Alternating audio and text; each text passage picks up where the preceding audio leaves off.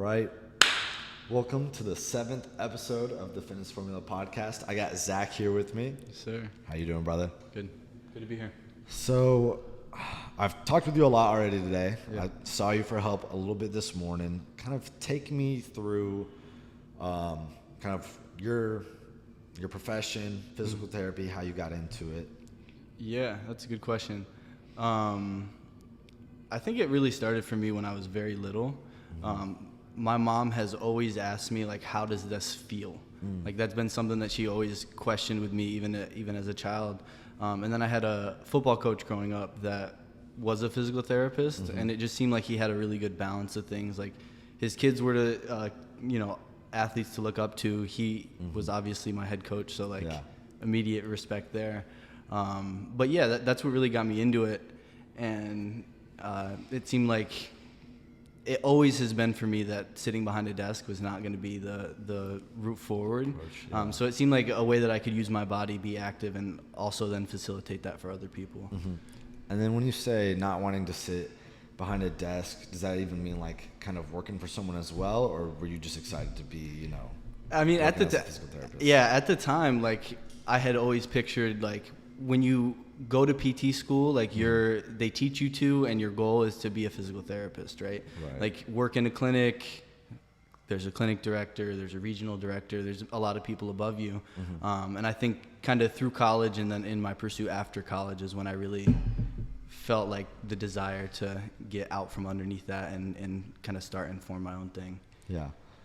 I know you're new to Texas. Yes, Where sir. were you originally from? Yeah, so I'm from a small town, upstate New York, Ithaca, New York. Small towns in New York? Upstate. So don't think city. Think like Okay. you couldn't get as rural as where I'm from within 2 hours of here, probably. Okay. Hour Wow. and a half. Yeah. Yeah. So like I say Ithaca, New York. If you've heard of Cornell University, Yeah. that's in Ithaca. I'm from a smaller town called Lansing outside. So it's 3,000 people, 2 stoplights, 1 gas station. We have to drive 25 minutes to Walmart. So it's out there. Yeah. Yeah. Very small area. And with that, is that where you also kind of pursued your education at? Yeah, so I went to Ithaca College. Okay. I got my doctorate in physical therapy from Ithaca College.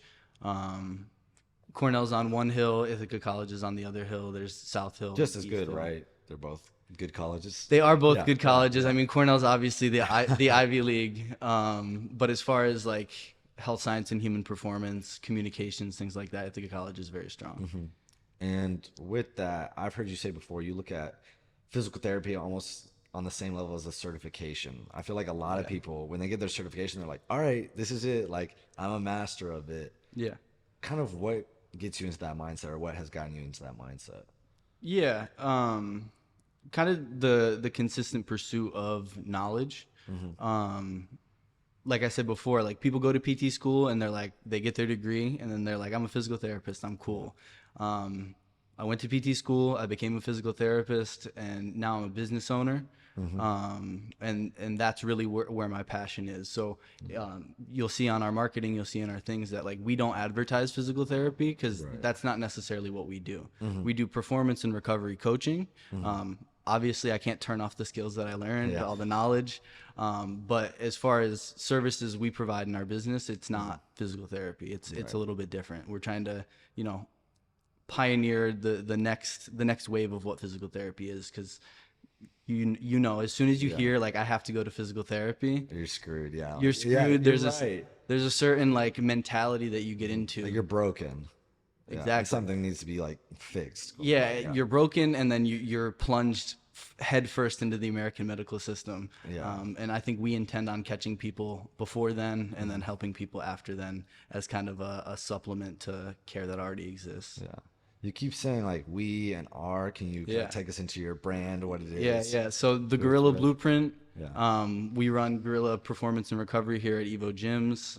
Dante Enos is my partner in it. He's also got a doctorate in physical therapy, CSCS. So we do a little bit of everything here.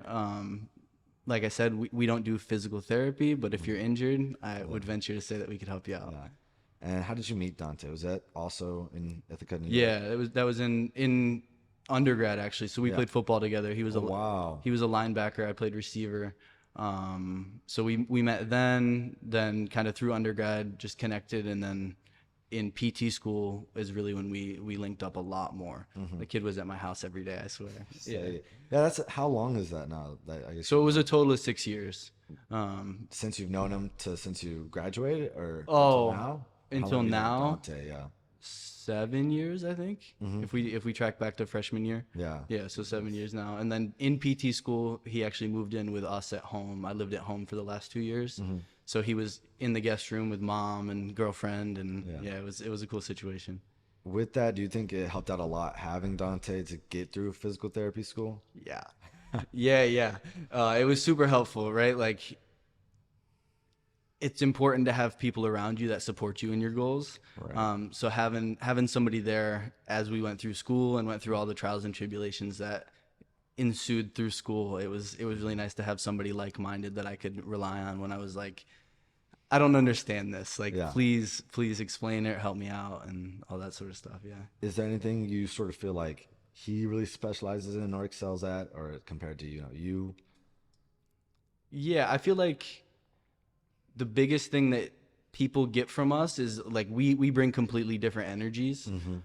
So in working with Dante, you'll get a specific vibe. He's probably more correct for a certain population, Yeah. where on the back end, like, I'm also probably more correct for a certain population. And then what's really nice about what we do is that a lot of times both of us are in there. So even if I'm working with you or Dante's working with you, if I see something, I'll speak up. If he sees something, Right. he'll speak up. And I trust him completely with anybody that I work with. So it's really nice to have the trust in him with that. Nice. And with that, you kind of said specific population. Is there like, does Gorilla have like an ideal client? Like, kind of who can y'all help the most or looking Yeah. to help? I think we're focused on helping people that consider themselves to be high performers. That's kind of what we've narrowed it down as, because we obviously want everybody to feel good and we want everybody to go achieve your goals and all that. But as far as we go, we consider ourselves to be high performers in everything that we do. And so whether it's a 65-year-old guy that just wants to build the sickest garden ever, or somebody who's a CEO, or somebody who's a bodybuilder, just somebody who's goal driven, goal oriented, and really values feeling good in their body. Yeah. I feel like the knowledge comes along with that as well, because some people, they go to physical therapy, they don't care about like actually really getting better. They don't care about the knowledge behind it or the why behind it.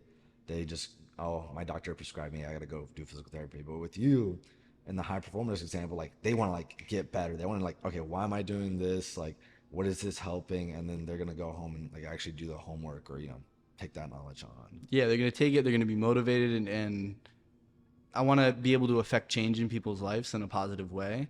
And I feel like when somebody's able to go then perform at whatever they do, that's where, like, I won't say ego, I won't say pride, but like I feel that here. Like, that's a good feeling, Yeah. Yeah. And kind of back to the physical therapy being a certification, like, you incorporate a whole bunch of stuff. Yeah. Kind of tell me more about like the breath work that you really focus on. Yeah. So we're super focused on breath. We're both oxygen advantage functional breathing instructors. So that certification taught us a lot about like the biochemical reactions of breathing. Obviously, we got some of that in PT school, but controlling the cadence of the inhale, cadence of the exhale, different pauses with breath, to try to really incorporate breathing into a full training structure. And then moving on from there, we are actually both in a certification with MoveMed that's very inhalation focused. Because if you look at people out there, I think I said this to you the other day, everybody's stuck in an exhale. Exactly. Everybody's stuck in Yeah. an exhale. And a lot of times, like, people are shallow breathers, mouth breathers, trouble breathing during sleep. And that's because they can't get the expansion to bring in a full breath. So a lot of what we're focused on now is cadence and all that's nice, but we really want people to be able to access a full breath, because that's going to slow your breathing down. If you can only access a shallow breath, of course you're going to need more breaths. But if you're able to get a bigger breath in, your resting breath is bigger, you're going to be able to pull it in. And then that will influence the underlying structure, and then that kind of moves it on to any external things you got going on. Yeah. And what I like about our sessions and your sessions specifically is it's not an easy thing, especially like with the breath work. Like, it is like muscularly taxing. It's neuromuscularly taxing. Like I had to tell you this morning, I'm like, dude, like my brain is fried. Like it's Yeah. not just like you're going, like you get a little nice massage and you feel all right afterwards. It's like you're going in for a recovery session to work. Yeah, yeah. And I think kind of what you felt today was that fatigue of the nervous system. Yeah. The I was like, I do not. I like you just don't do it. You just don't breathe right. Yeah. And so when you get into that, and you're having to think about it, it's very taxing but challenging. Yeah, I'm always drained after I do some good work. With you starting this new business with Dante, how long have y'all had the business in the first place? I think the business has been official for 4 or 5 months, Yeah, something yeah, like that. Yeah, so we're pretty new as far as that goes. And what are some of, I guess, struggles that you have seen or roadblocks, and even with having a partner? Because I don't have a partner. Yeah. And I know sometimes I wish I did, but sometimes like I know like who I am, I would just want to go straight through. So I might not be the best partner to work with. So Yeah. kind of what is that like? Man, it's fun. I love what I do. That's the biggest thing, but it's definitely tough. Like I went home 2 weeks ago and I was talking to my mom about things, and like I had to explain to her, like, I have no idea what I'm doing. Yeah. Like, don't get me wrong, like when I get somebody in a session, that's where I feel like I'm an expert. Right. Like I feel Yeah. proficient in the ability to help people pursue their goals. But as far as business goes, like I've never done this before. Yeah. I've never started a business before. We walked in here the first day with Chris and he was talking to us and I was like, this place is sweet. Yeah. I would love to get Well, I in here. remember, I think I was the first You guy were. y'all talked to. I was like, bro, y'all gotta get in here. Yeah. I probably sold the place better than Chris. Yeah, no, it was good. It was good. But yeah, it's good. Obviously there comes, I quit my full-time job. So I'm only picking up and doing physical therapy part-time just to, make ends meet, do that thing.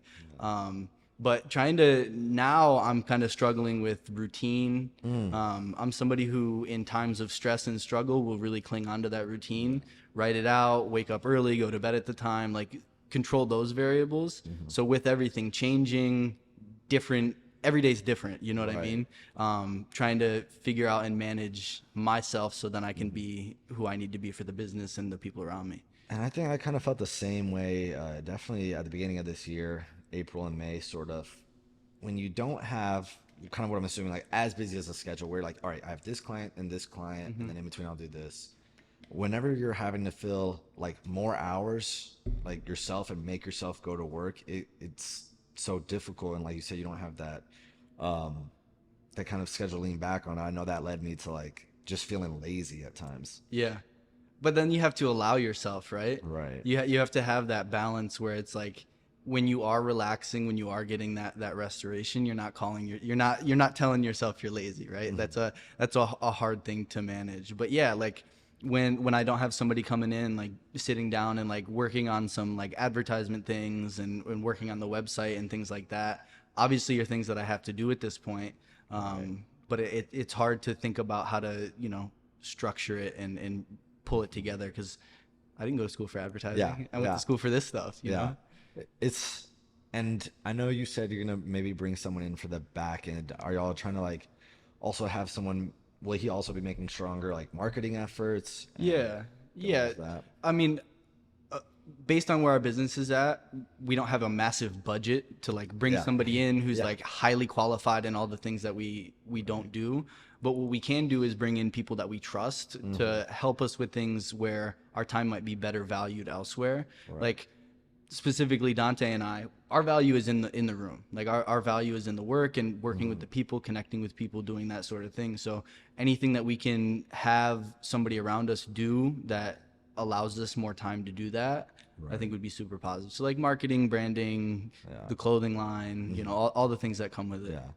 And because exactly like you said, I feel like if I could just stop 50 cars, like, and they had to walk in and see the place and I could just talk to them. Yes. I'd have like 30 new clients like that, Yeah. But it's like there's so many people out there reaching like the ones that are close enough and the ones that can, realistically afford it. It's like, we don't want to break anyone's pockets. It's just, it's such a hard challenge, especially when starting out in business and especially if you don't have like the huge capital.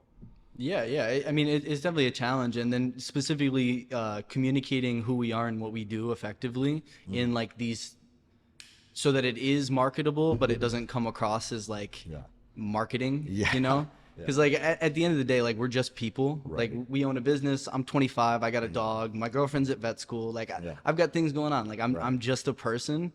And so I want that to come across in all of our messaging, whether in person or virtually. But like I said, like marketing is something that is challenging for sure. Who created the first design, or just like even like the brand image in general? Because I love like the hexagons, like I like the gorilla, I like what it stands for, like what does it, prepare, Perform, recover was our tagline. Yeah, we shortened it down to just performance and recovery. Okay, So like the business we run here, Gorilla Performance and Recovery, and then like our pillars, so you say, are like prepare, perform, recover. Kind of took it a layer below, so that, because you see prepare, perform, recover, you still don't know what we do. I think performance and recovery does a little bit better of a job. But yeah, like part of the complaint for many physical therapists is that like we're seen as 4 weeks pre-op or 4 weeks post-op. You only come to us when we're injured. And that's why we chose to step outside of the bounds of physical therapy to provide the coaching that we do, so people understand that we have these certifications, we have this degree, we have this knowledge, but like we're people that you can access all the time to help feel good, to help feel good and pursue whatever you want to do. You said to be like a high performer, because that's why, I mean, I guess the marketing worked on me, because I was like, I don't want to go to some physical therapist that thinks I'm broken, or I don't want to go to like some massage therapist that doesn't really like know what we're trying to accomplish here. Like I need someone who I can see week to week, and like we can actually like work on something and get better in this thing. And then even when I do feel healthy, there's still benefits to going to y'all. Yeah. I mean, there's consistent benefits. I wouldn't feel like I was providing somebody a service that had value if it was only good for them for 4 weeks of their life. So yeah, it's very cool. I'm very excited for what we have cooking here, and what the future holds as far as the business goes. And you said you had kind of a physical therapist coach whenever you're growing up, which is pretty rare in my opinion, because I feel like every coach ever does not know what they're doing as far as performance goes. So that was pretty cool. What else was your upbringing like, being in New York? And kind of that cold weather up there. So I was a dirt bike kid. So I started racing dirt bikes as soon as I turned 3. I was riding a little bit before 3. We paused that for a while, and then I started back up at 3. So from 3 until around 11, that was what I did. My dad ran heavy equipment for a living. He's now retired. He built me a track when I was 4, so I had my own practice track. I had, at one point, I think I had 6 bikes. So it was every day I was training, and then kind of through middle school came a decision where it was like, are you going to pursue this, or do you want to just be a normal kid? And I was like, man, I really want to play football. So that's kind of what I decided. Also skiing in the winters. I don't know if you've ever skied before. No, but all my clients tell me about it. They're like, you got to go skiing. It's very fun. So I started that when I was young too. But yeah, that was a lot of a big part of my upbringing was racing dirt bikes, and then transitioning it into team sports. Like that really solidified my identity here as athlete from a very, very young age. And then I know we talked a little bit earlier about it today, but you said you got an injury. Was that in high school? No, this was college. So this was spring ball of freshman year. I think it was probably coming for a little while. I wasn't doing what I needed to do as far as like training and lifestyle and things go. And I think pain is a communication mechanism. More than like it's meant to keep you alive and protect you from danger. But a lot of times pain will pop up when your body's trying to communicate something to you. And I think that's what was happening with me. So what happened, I was running a route, caught weird behind, got hit. And then we went in the gym after, and I was doing front squats, and it just felt like my legs got shot out from underneath me, really bad back pain, whole thing. Because we were in spring ball, I was fighting for some positioning on the team. I never told the coaches. I kept practicing. I was going into practice. I would hide in the corner and have my roommates tie my cleats for me because I couldn't bend down and tie my shoes. And then I would go run routes and do the thing, and they would wonder why I was slow. Because like, bro, you don't even know what's going on. But yeah, so that happened. Made it through spring ball, trained all summer, never saw anybody about it, just constant pain, it was more like the worry for me as far as, because it was like, I was 19, and I'm like, I shouldn't have low back stuff. Like, I'm I'm 19, like I'm in the best shape of my life, like Yeah. playing college football. I want to play, like I want to get on the field. Like I had played freshman ball my freshman year, but like sophomore year, junior year, like start to build toward being a contributing member to the team. So I kind of avoided everything. I avoided everything until the end of summer. I called coach and I was like, Coach, like I'm in a bad spot. Like I can't play. So I went to the doctor, and then on and on and on. Kind of got stuck in a cycle there for a while. Yeah. Dang. Because that's kind of how where I'm at as well. Where like I'm 21, like why am I having back pain? Like I feel like I've been training efficiently, and it's that same thing, that fear and like really just that frustration. Because with me, like I'm trying to get ready for a show, and I think it is my body just telling me like slow down, like you're doing a little too much right now. I think it might be.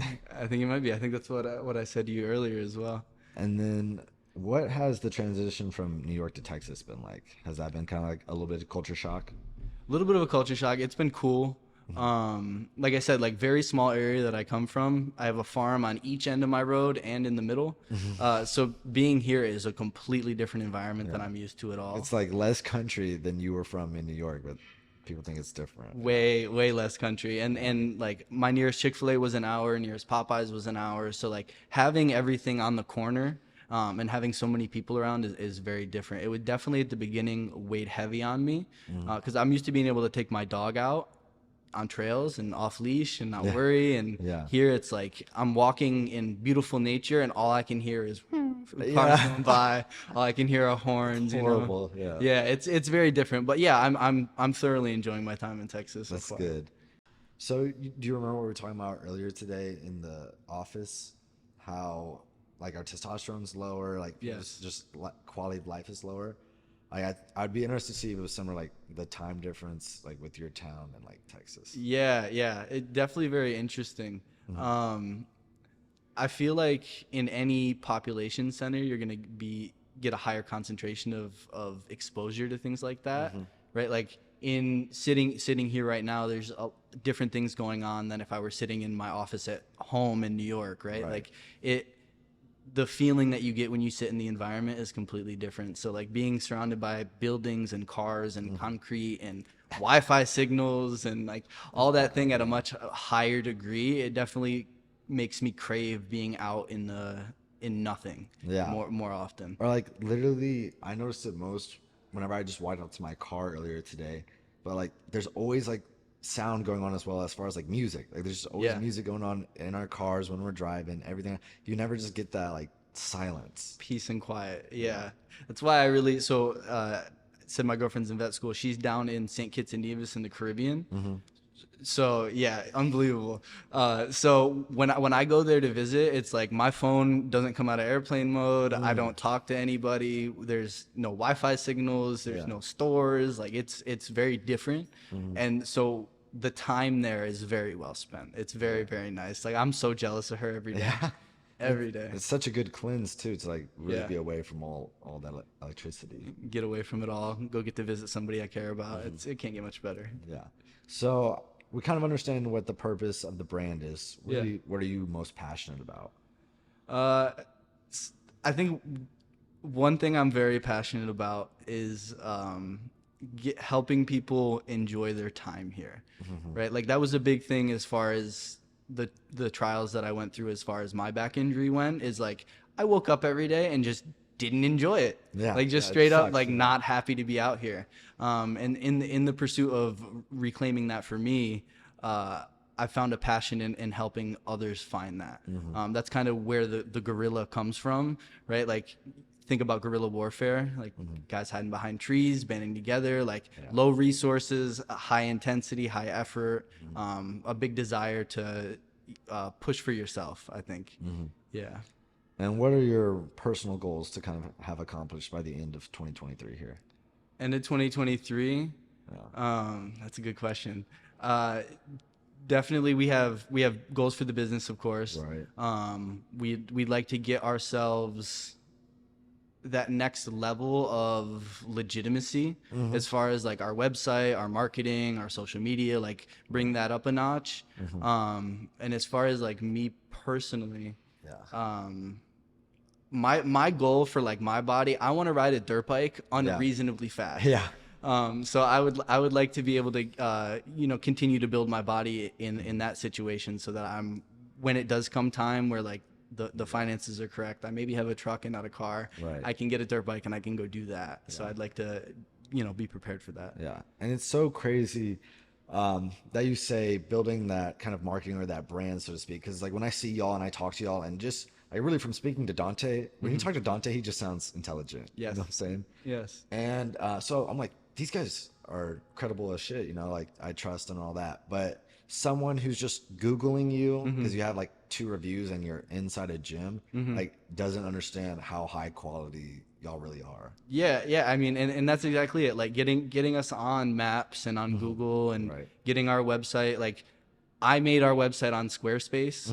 Like no shade to Squarespace, but like I'm sure you could build a professional website there. Yeah. And ours is a glorified landing page at this point, but to have an interactive website like for the whole business, for our performance and recovery, we have a registered dietitian on staff for him as well, for the clothing, like just bringing all the pieces in and together, and then eventually figuring out how to produce some content that goes along with it, so people can become familiar with us, who we are, what we do, what we care about.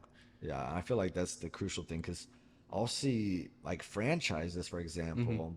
I won't say the gym specifically, but if you just partner with that franchise, or open up that franchise, you can put whatever trainers or PTs you want in it, and like they don't have to be that good, but now you have the backing of this franchise, and because it's got like a lot of Google reviews, and because they have like an advertising budget, massive brand funding, exactly. They've got a team. You get like less quality because it's less actually going to the people working, and then but you just have all the recognitions.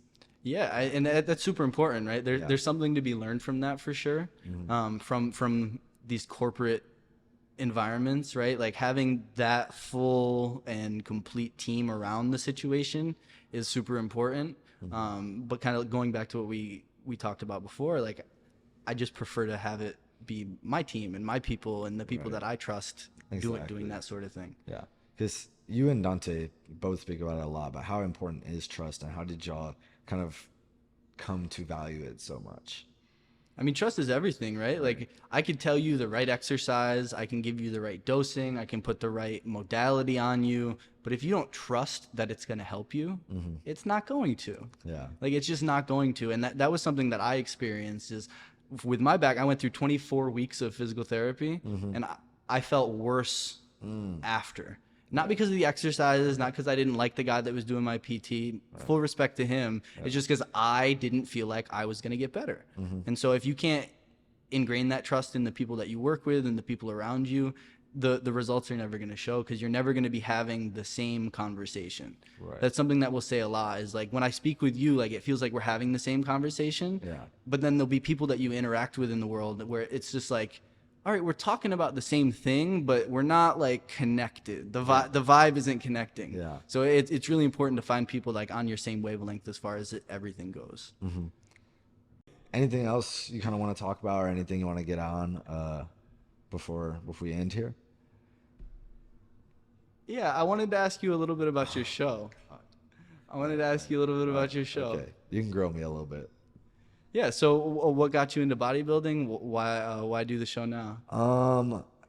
Really just wanted another challenge. I feel like I'm very competitive, and so with not playing any more sports, not being in high school anymore, and not having that, it's kind of been something I've been missing, and it's hard as shit. Yeah. It's like it's so much harder. This is my first one. It's so much harder than I thought it was gonna be. I just thought it'd be easier. It's literally the only sport that you practice. Like some sports will say they practice more than they play, but you literally practice way more than you play. Yeah. It's 24/7 up until your show. Like, are you exactly everything you talk about? Are you sleeping right? Are you recovering right? Are you eating right? Are you like actually training like optimally? And then all of that also having to balance like with your personal life and business. It's difficult. Yeah, it's quite the juggle. Yeah, and it's tough because I mean, you do have to sacrifice a lot doing it, and you're not able to just go out and do the things you enjoy. Like my sister's in town, and she was going out to eat sushi last night. And Oh. I like my sister, but I like sushi a lot more, so that was really hard. Yeah. But I'm excited for it. I'm 6 weeks out. I just gotta stay strong with it. Yeah. Yeah. You're in the real tough spot. Yeah, like for sure. like this is like definitely where it gets super mental, and it's been like moderately challenging up to this point, but yeah, this last 6 weeks is gonna be hell. And Yeah. It'll be good though. yeah, I'm excited to get It's good for accustomed you. to it. I feel like Monday I'm gonna wake up and I'll feel good. You feel good. Yeah. I also wanted to ask you a little bit about, I see on your Instagram emphasis on mental health. Yeah. Could you touch on that a little bit? That's something that's important to me, important to everything that we do as well. I just know that I've struggled with mental health a lot. Yeah. I've struggled with kind of all of it, like depression, anxiety, but I got into self-harming a little bit when I was younger. Mm-hmm. And that kind of followed me all the way up till, I mean, even recently, like there's like tendencies of it, but I mean, really 19, 20 was like still going through it. And I feel like just the gym has been able to help me so much to get out like all those bad thoughts and all those bad feelings Mm-hmm. that I really want to talk with people, and especially with my clients, and like understand who they are before we change anything else. Because unless like I understand really like who you are as a person, and like not only like what drives you, but just like how you think, Yeah. there's no way I can like really educate you. Yeah. Yeah. Absolutely. You got to you got to have the same conversations with people. Exactly, like you said, Yeah. same wavelength. Yeah. It's super important.